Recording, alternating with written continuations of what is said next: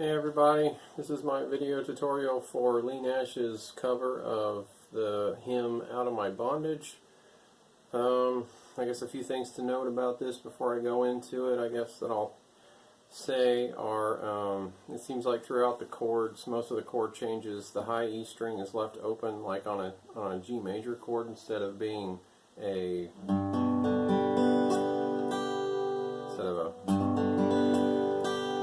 hold down that high E string. Just let go of that and let it be a. Just let it be open and ring out. I'm doing this in G. The original key is in F sharp, a half step down from what you're hearing. So either you have a couple options. Either I would capo on the 2nd fret and figure out some other configuration of chords, which I'm going to do a video for that too. Or you can play it in G, and you can slide your capo where it needs to be for your singing range. Or you can tune your strings all down. All 6 strings would be tuned 1/2 step down from standard tuning. You just tune everything down a half step, go flat a half step to get your key of F sharp, to get the original key that they recorded the song in. So those are a couple things to note. And let me start by showing you, well, I guess I'll start by playing what I made of I have a 2-page chart in front of me that I made for this. The song is in 6/4 time, so I'll play it and then we'll go over the little nuances that I feel like you may or may not need to be made aware of. I did try to make this I try to make something that's as close to the recording as possible, so if you want, you can either play it as close to that as possible, or you can deviate from it, but you have a foundation laid that starts from the source. So, I guess without further ado, let me go into it. 1, 2, 3, 4, 5, 6.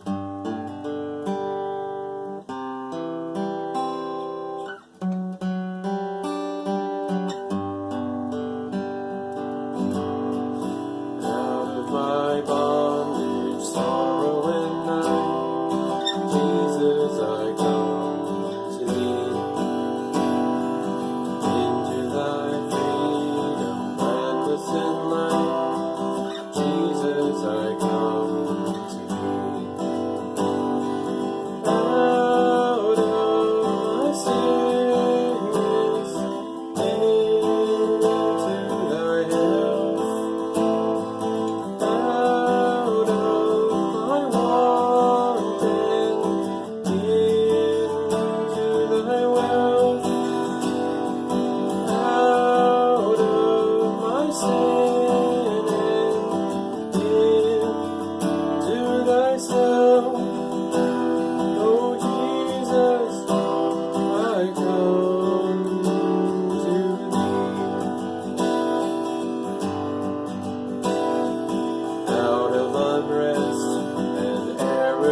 Pride, Jesus, I come to thee, and to thy blessed will to abide, Jesus, I come to thee. Out of myself to dwell in thy love.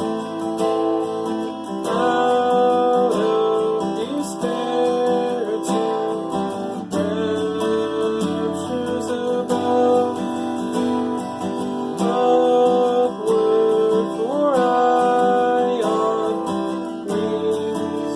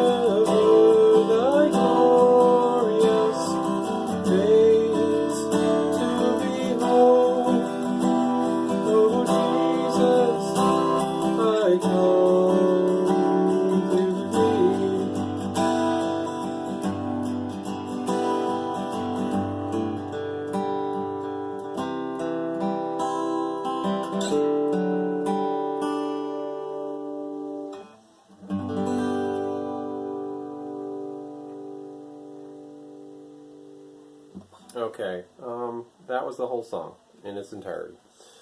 So you can go back and rewind and practice, or you can get the recording and practice with that. This gives you it in standard tuning in G.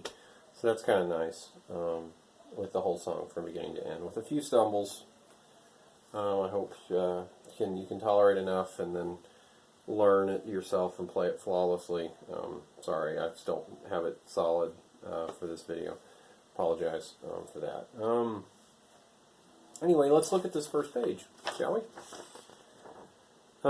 There's an intro there, each chord getting 6 counts, starting on the 1 of each measure. So you can just 1, 2, 3, 4, 5, 6, 1, 2, 3, 4, 5, 6, and so on and so forth. And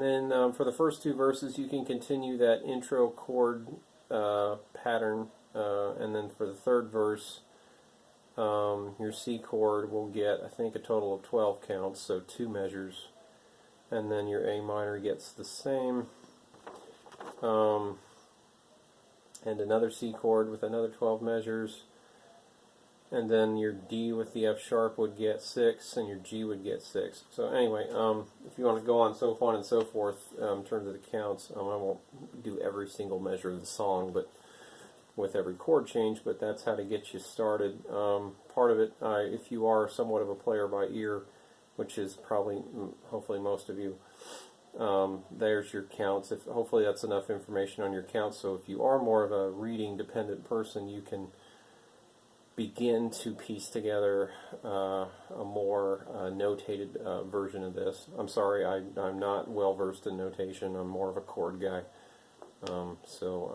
That's what I did. I can give you the time signature, and I can give you the chord changes to help you there. Go ahead and pause the video if you need to. Look as long as you need to see what you need to learn what you need to. There's verse 2 there, which is pretty much almost a repeat of verse 1. The chord, there's no big part of this song that goes some vast, odd, different direction, so that's nice. Like I said, do note that the D is a D add 4 chord. Just from listening to the song and the way that it sounded like the guitar was played, I would do that particular version of a D chord. You could do a plain D major if that's more comfortable. If you prefer, that's fine. You could do a GCD version of this song and be fine. For those of you who know what I'm talking about, I guess what I would say is a what would that be? A 1-4-5 pattern? I think. I don't know 1-4-5 patterns. I'm more of a folk person. Blues I never got into. I like blues. I love Jimi Hendrix. I think he's a great guitar player, but I've been the strummy Jars of Clay fan for 20 plus years. So those kind of songs, like this kind of song, are the songs I can pull out of a hat fairly quickly. So that's why I'm making this particular video in the first place for this particular song. So anyway, there's your first page, and then my second page. Those ahs kind of jump right in from the end of Jesus I Come to Thee, or maybe they don't. I can't quite remember. I'm sorry. Listen to the recording for that particular timing in the change. And if you want a copy of this, I am going to revise this a little bit so I can make sure all the counts are correct, so that as one verse ends, you know how many counts the last chord of each verse gets before you jump into the next part of the song. I do that for my own praise band at my church when I play. I haven't been there in a while, but I did make a note of that. So because we would play new songs fairly quickly, we needed good notes in front of us to make sure that we were keeping things where they were supposed to be, due to playing on short notice most of the time. So there's your interlude with the ah, ah, ah. So there's the chords there and the counts for those changes there. Pretty much you're playing the intro chord progression again. The third verse again. Pause the video, look as long as you need to, get down, work out the timing with the changes. This is a good beginner song, I think, in a lot of ways. It's fairly simple. It's got a few odd chords like the D with the F sharp and then the D add 4. And you're just sliding up your C shape up a couple of frets, but it might help with learning some new chords. And there's the outro, which I need to somewhat work on. Maybe that D add 4 chord there gets a D add 4 chord right there. It might get a few extra counts before you switch to that. Just strum that G and let it ring out. I did go ahead and cover up my high E string, my first string, on the 3rd fret for that last one to sort of give it some kind of ending-ish sound. But yeah, I think that's as much as I think I need to teach you in the short amount of time as I could. We're hitting the 12-minute mark with this video. Of course, you can rewind this 999,000 times if you need to until you get it. That's fine. Don't worry about learning it too fast unless you're on a deadline, in which case I hope my video helps you meet that deadline as quickly as possible. And above all else, enjoy what you're doing, and God bless.